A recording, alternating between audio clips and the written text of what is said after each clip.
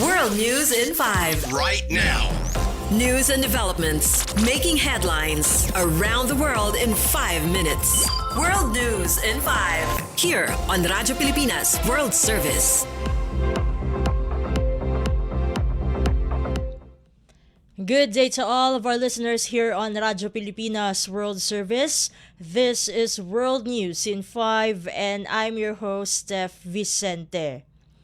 Qatar's Interior Ministry says civil defense teams are working to contain a fire at the country's main gas facility following an Iranian attack. State-owned Qatar Energy reports extensive damage after missile strikes hit Ras Laffan industrial city, though all personnel are accounted for and no casualties have been reported.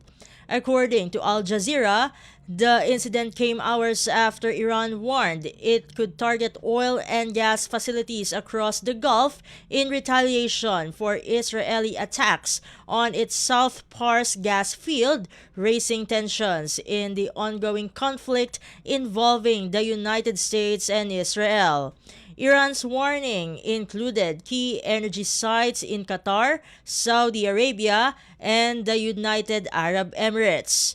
Meanwhile, Qatar strongly condemned what it called a brutal attack on Ras Laffan, describing it as a serious violation of its sovereignty and a threat to national security.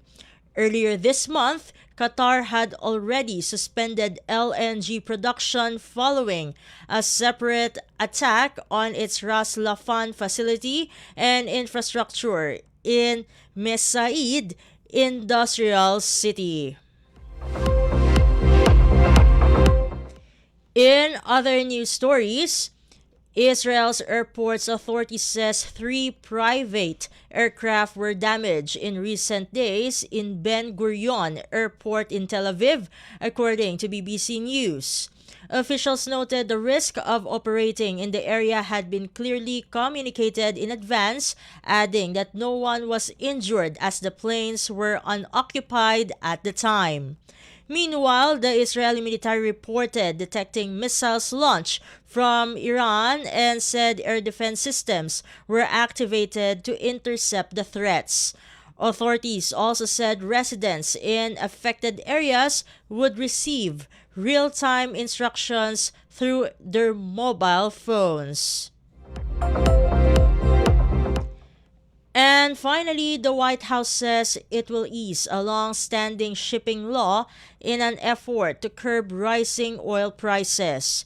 According to BBC News, United States Press Secretary Caroline Leavitt announced a 60-day suspension of the Jones Act, which normally requires U.S.-built ships for domestic transport. The temporary waiver is expected to allow key resources like oil, natural gas, fertilizer, and coal to move more freely between U.S. ports. The move marks a notable shift from the administration's earlier push to strengthen American shipbuilding and limit reliance on foreign vessels. However, some maritime groups argue the impact may be limited, saying global oil prices, not shipping restrictions, are the main driver behind rising fuel cost. And that concludes today's edition of World News in 5. For Radyo Pilipinas World Service, this has been Steph Vicente. Good day and stay safe, everyone. World News in 5. Right now.